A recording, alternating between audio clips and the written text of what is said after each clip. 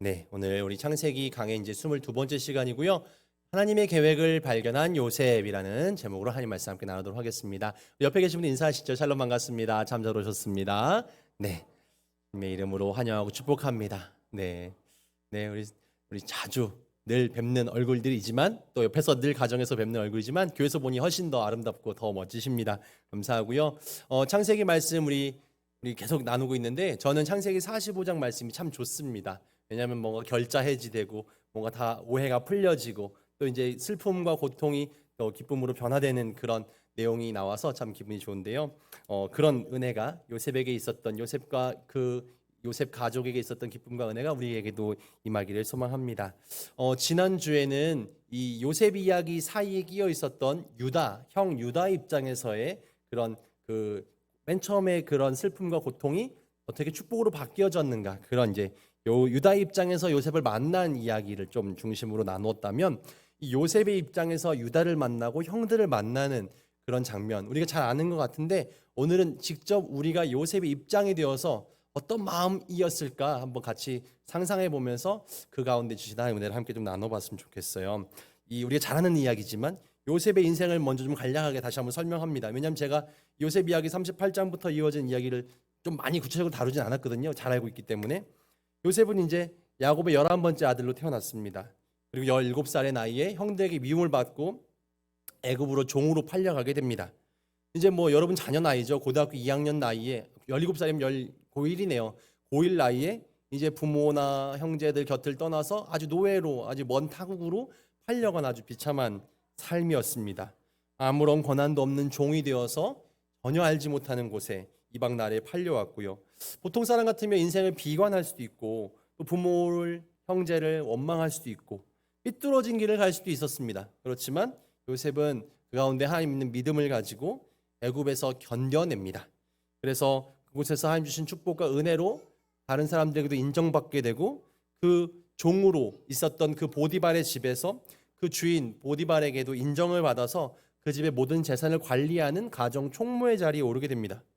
근데 남의 집에서 종살이하는 것도 참 힘겹고 버거운데 이 보디발의 아내 때문에 누명을 입게 되죠. 그래서 강간미수죠. 강간미수로 실은 종이 주인의 아내를 범하려 했던, 실은 사형 당장 바로 죽임을 당해도 뭐 할 말 없는 그런 중범죄라는 누명을 쓰고 실은 감옥에 갇히게 되고요. 언제 풀려날지 알 수 없는, 실은 거의 뭐 죽을 때까지 감옥에 살아야 되는 그런 상황에 처해 있습니다. 근데 그 감옥 속에서도 요셉은 원망하고 불평하고, 실은 그런 모습이 성경에 나오지 않습니다. 물론 그 속에서 요셉이 어떻게 원망했는지, 얼마나 슬퍼했는지, 얼마나 절망했는지 우리는 뭐 상상해 볼 수 있겠지만, 하지만 그 속에서도 우리가 유추해 볼 수 있는 건 그 가운데서도 요셉은 성실하게 간수들에게도 인정받고, 그래서 그 감옥 안에서도 그가 하는 일들은 간수가 노터치 않은, 그만큼 그 안에서도 뭔가 자신의 역할을 찾아냈던 그런 요셉이었어요. 하나님 주시는 능력을 가지고 또 은사를 가지고 꿈을 풀이할 수 있는 그런 능력이었죠. 어릴 때부터 꿈꾸는 사람이었고 꿈을 해석하는 능력이 있었고, 그래서 마침 그 감옥에 들어왔던 왕의 술과 떡을 관리하는, 그렇게 관장하는 이 장관들이, 중요 직책의 관리들이 감옥에 오게 됐을 때 그들의 꿈을 해석해 주는 바람에 한 사람이 이제 죽임을 당하는 것도 맞추고, 한 사람이 다시금 권한이 복권되어서 풀려나가는 모습도 맞추게 되고, 자신의 이야기를 잘 전해 주십시오라고 이야기했지만 잊혀졌어요.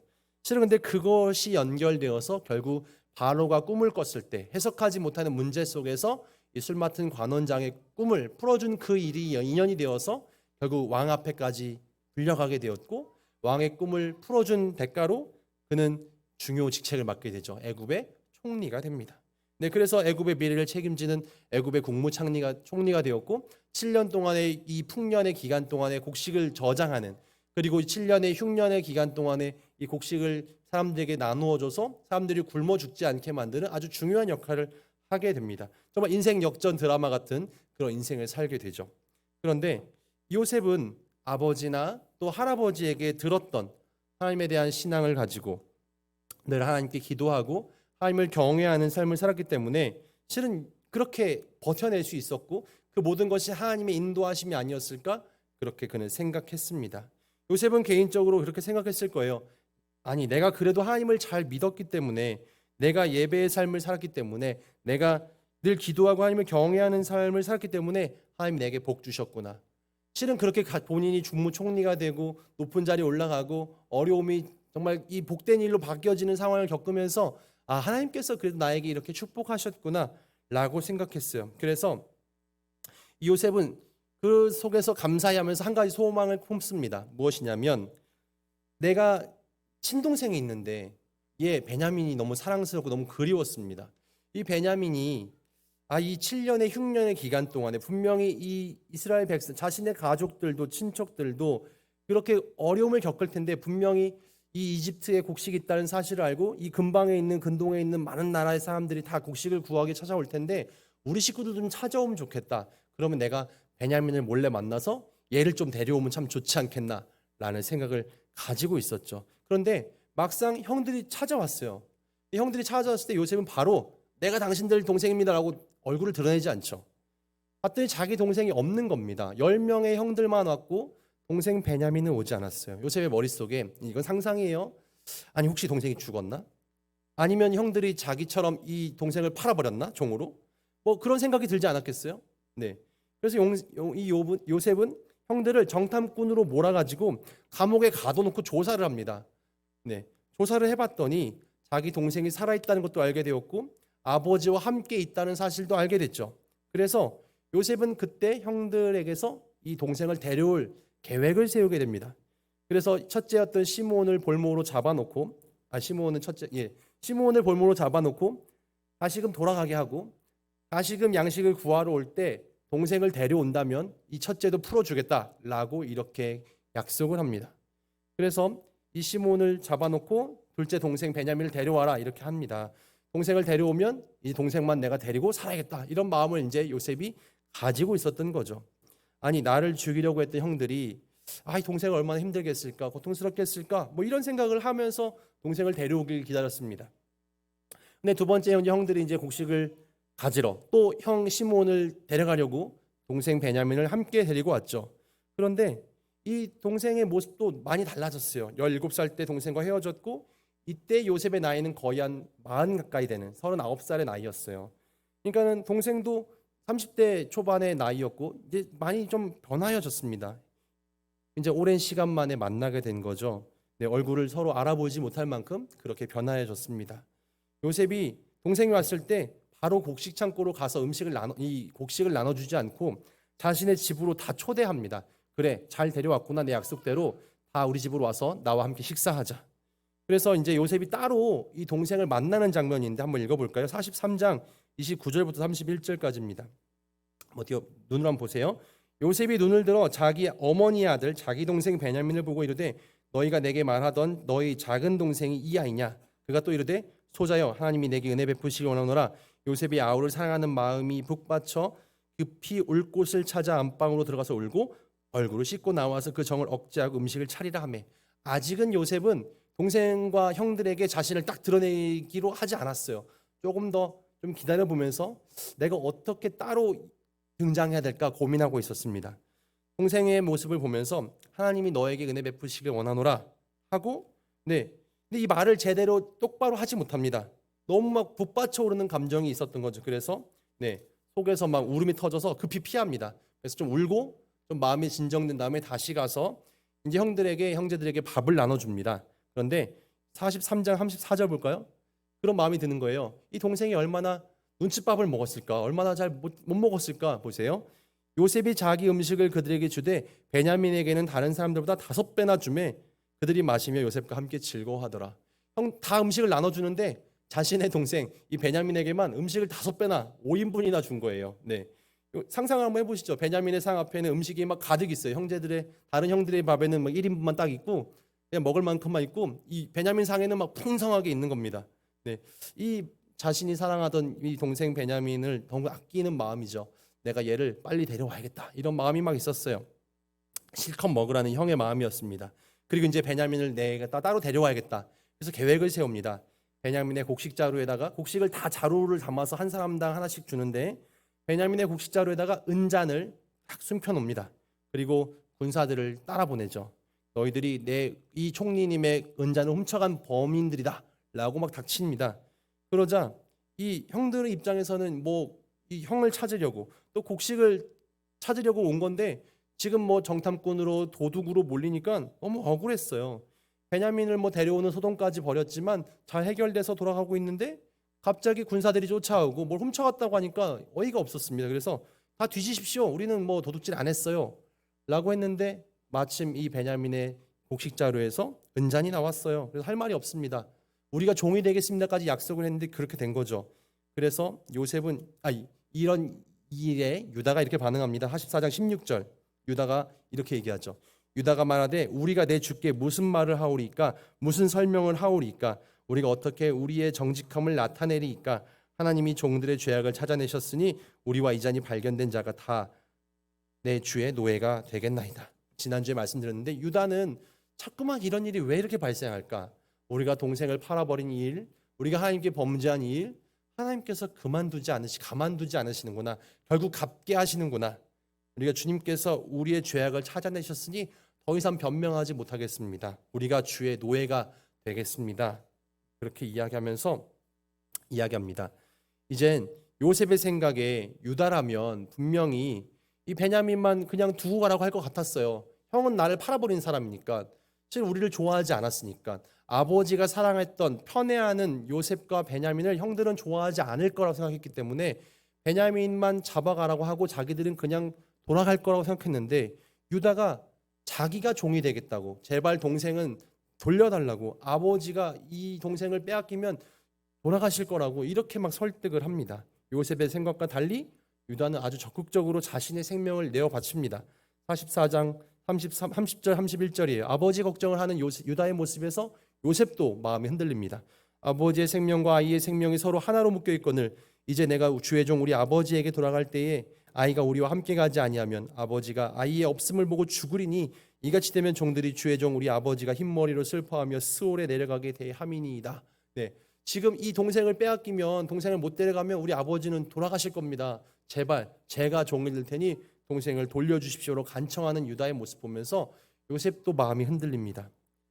33절 볼까요? 이렇게 유다가 얘기하죠. 이제 주의 종으로 그 아이를 대신하여 머물러 있어 내 주의 종이 되게 하시고 그 아이는 그의 형제들과 함께 올려 보내소서. 이렇게 유다도 변화해졌고 요셉도 달라진 형들의 모습에, 달라진 유다의 모습에 정말 충격을 받게 됩니다. 아니 이 형들, 내가 이 형들은 싫어했는데 내가 그래도 하나님의 은혜로 내가 이렇게 복도 받고 지금은 좀 잘도 살게 되었고 권한도 누리게 되었고 이제 동생도 찾게 되었는데 그래도 형들은 용서하고 싶은 마음이 잘 없었는데 형이 이렇게까지 나오는 모습 보면서 왜 유다가 이렇게 변해졌을까? 네, 이 하나님의 사랑이 아니고서는 불가능하다는 것을 요셉 또한 알고 있었습니다. 그래서 요셉은 이때 하나님 마음을 깨닫게 됩니다. 하나님이 나를 왜 이곳에 이렇게 보내셨는가? 왜 형들을 통해서 나를 팔게 하셨는가? 내가 왜 그곳에서 감옥에 가게 되었고, 내가 감옥에서 왜 꿈을 해석하게 되었고, 그 꿈의 해석을 통해서 내가 왕을 만나게 되었고, 이 바로 왕을 통해서 내가 총리가 되게 하셨고, 이 총리가 돼서 이 흉년의 문제를 해결하게 하셨고, 이 일을 통해서 우리 민족을 만나게 하시고 구원하고자 하는 하나님의 계획하심이 있었구나라는 것을 깨닫습니다. 아니 나와 함께 하시는 하나님이 나에게만 있었던 것이 아니라, 나에게만 역사하셨던 것이 아니라 저 유다 형에게도 함께 하셨구나. 아니 저 아버지에게도 있었구나. 우리 가족들에게도 있었구나. 나만 고난 가운데 연단받고 시련 통해 나만 성장한 것이 아니라 이 가족들도 마찬가지로 그런 시간들을 보내었구나라는 생각이 되어졌습니다. 하나님의 계획을 깨닫게 된 거죠. 자신의 소명을 그제서야 다시 한번 깨닫습니다. 내가 총리로서 무슨 일을 해야 될 것인가. 그래서 오늘 45장 5절부터 8절까지 그의 깨달은 그런 말씀을 이렇게 전합니다. 여러분과 함께 읽었으면 좋겠어요. 45장 5절부터 8절까지 한 목소리 읽어봅시다. 시작. 당신들이 나를 이곳에 팔았다고 해서 근심하지 마소서. 한탄하지 마소서. 하나님이 내 생명을 구원하시려고 나를 당신들보다 먼저 보내셨나이다. 이 땅에 2년 동안 흉년이 들었으나 아직 5년은 밭갈이도 못하고 추수도 못할지라. 하나님이 큰 구원으로 당신들의 생명을 보존하고 당신들의 후손을 세상에 두시려고 나를 당신들보다 먼저 보내셨나니 그런즉 나를 이리로 보낸 이는 당신들이 아니요 하나님이시라. 하나님이 나를 바로에게 아버지로 삼으시고 그 온 집의 주로 삼으시며 애굽 온 땅의 통치자로 삼으셨나이다. 아멘. 네. 우리도 이런 고백을 할 수 있는 사람이 되면 얼마나 좋을까라는 생각을 합니다. 누군가가 나를 해하기도 하고 나를 어려움에 봉착하게 만들기도 하고 힘들게 할 때도 있습니다. 원망되기도 해요. 그런데 그 속에서 우리는 그래도 하나님 붙잡음으로 내 마음을 좀 이렇게 진정시킵니다. 그래, 하나님의 계획하심이 있었어. 하나님께서 이런 어려움과 고난을 통해서 나를 연단시켰지. 그래서 내가 이 일을 통해서 하나님 은혜를 깨닫습니다고 자기 고백을 합니다. 자기 신앙의 고백. 그렇지만 나에게 해를 끼친 그 사람의 용서하는 단계까지는 나가지 못해요. 나만 그 안에서 그냥 잘 인내하고 참아내고 하나님의 계획하심이 있었겠지 정도로 살아갑니다. 그런데 하나님께서 원하시는 것은 그런 나에게 어려움을 끼친 그 대상까지도, 그 사람까지도 우리가 이해하고 용서하고 그를 통해서 이루실 하나님의 계획을 바라보는 것, 더 넓은 시각을 가지고 더 넓은 하나님의 나라를 바라보게 하시는, 하나님께서 나를 통해서 이런 하나님의 나라를 이루시려고 나를 이곳에 보내셨구나, 나에게 이런 지위를 주셨구나, 나에게 이런 능력을 주셨구나. 이때부터 요셉은 교만하지 않고 욕심도 부리지 않고 하나님께서 맡겨주신 축복의 통로로 자신의 능력을 마음껏 발휘하게 됩니다. 자신의 가족들을 위해서 그 사역을 감당하는, 나누는 일들을 감당하죠. 처음에는 자기 동생 베냐민만 자기가 데려오려고 베냐민의 자루에다 은잔을 숨기는 그런 꾀를 내었지만 이제는 모든 가족들, 미래 이스라엘이라는 나라를 위해서 모든 사람의 생명을 살리기로 그는 마음을 먹습니다. 그래서 야곱의 가족 70명이 결국 이주하게 되었고 400년이 넘는 시간 동안에 큰 민족이 되는 은혜가 있었습니다. 물론 그 가운데 종살이하는 어려움도 있었지만 하나님께서는 그들을 결국 출애굽시키시고 하나님 나라를 허락하셨습니다. 하나님께서 아브라함 주셨던 약속이 이루어지는 역사가 그렇게 있는 것이죠. 하나님의 계획은 아브라함의 아들을 통해서 하나님 나라를 이루시는 것이었습니다. 그러기 위해서는 이 애굽에 400년 있어야 됐습니다. 한번 볼까요? 창세기 15장에 이 아브라함에게 주셨던 하나님의 약속이 있어요. 창세기 15장 13절, 여호와께서 아브라함에게 이르시되 너는 반드시 알라, 내 자손이 이방에서 객이 되어 그들을 섬기겠고 그들은 400년 동안 내 자손을 괴롭히리니. 보세요, 아브라함 때 이미 애굽에서 종살이할 약속이 이미 되어 있었어요. 아브라함에게 이미 그렇게 약속하셨습니다. 그들이 섬기는 나라를 내가 징벌할지며, 10가지 재앙의 이야기죠. 그 후에 내 자손이 큰 재물을 이끌고 나오리라. 그렇게 나왔습니다. 너는 장수하다가 평안히 조상에게 돌아가 장사될 것이요 내 자손은 4대 만에 이 땅으로 돌아오리니 이는 아모리 족속의 죄악이 가득 차지 아니함이니라 하시더니, 아브라함은 이 얘기가 무슨 얘기인지 전혀 알지 못했습니다. 이게 도대체 무슨 이야기일까? 근데 결국 이 일이 요셉 이후에 실제로 그렇게 벌어지는 거죠. 하나님의 계획은 1.1획도 틀림이 없다는 사실 우리는 기억해야 하고 믿어야 합니다. 하나님께서는 약속하신 바를, 말씀하신 바를 반드시 성취하시고 이루시는 하나님이시죠. 우리가 이 하나님의 놀라운 계획을 발견하고 깨닫는다면 내가 그냥 이 땅 가운데 땅만 바라보고 자기 욕심을 위해 열심히 뛰어다니다가만 인생이 끝나지 않고 정말 나 혼자 편하고 우리 가족만 잘 되고 그런 것만 바라보는 것이 아니라 하나님의 나라를 바라보고 내가 그렇게 하나님께서 주시는 내 달란트와 은사를 잘 발휘하면서 이 인생이 더욱더 가치 있어진 인생이 되었으면 좋겠습니다. 우리 창세기 49장 보면 이 요셉이 받는 축복을 야곱이 이렇게 하고 있습니다. 이것만 보고 말씀 마치고자 하는데요. 창세기 49장 22절, 요셉이 받게 될 복을 야곱이 이렇게 빌어줍니다. 요셉은 무성한 가지 곧 샘 곁에 무성한 가지라 그 가지가 담을 넘었도다. 활 쏘는 자가 그를 학대하며 적개심을 가지고 그를 쏘았으나 요셉의 활은 도리어 굳세며 그의 팔은 힘이 있으니 이는 야곱의 전능자 이스라엘의 반석인 목자의 손을 힘입음이라. 내 아버지의 하나님께로 말미암나니 그가 너를 도우실 것이요 전능자로 말미암나니 그가 내게 복을 주실 것이라. 위로 하늘의 복과 아래로 깊은 샘의 복과 젖먹이는 복과 태의 복이로다. 내 아버지의 축복이 내 선조의 축복보다 나아서 영원한 산이 한없음 같이 이 축복이 요셉의 머리로 돌아오며 그 형제 중 뛰어난 자의 정수리로 돌아오리로다. 네, 야곱은 요셉에게 가장 큰 축복을 빌어줍니다. 그리고 너는 무성한 가지 곧 샘 곁에 무성한 가지다. 그 가지가 담을 넘도다. 우리 야곱의 축복 노래 부르죠. 너는 담장너머로 뻗은 나무.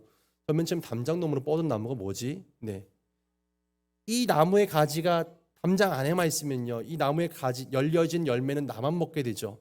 우리 집에 사과나무가 있는데 내 담 안에만 열리면 나만 먹게 되지만 가지 너머로 가지가 뻗어져서 담 너머로 가지가 뻗어가서 거기에 열매가 맺히면 지나가는 사람들도 먹이는 열매가 된다는 겁니다. 물론 지금은 그렇지 않아요.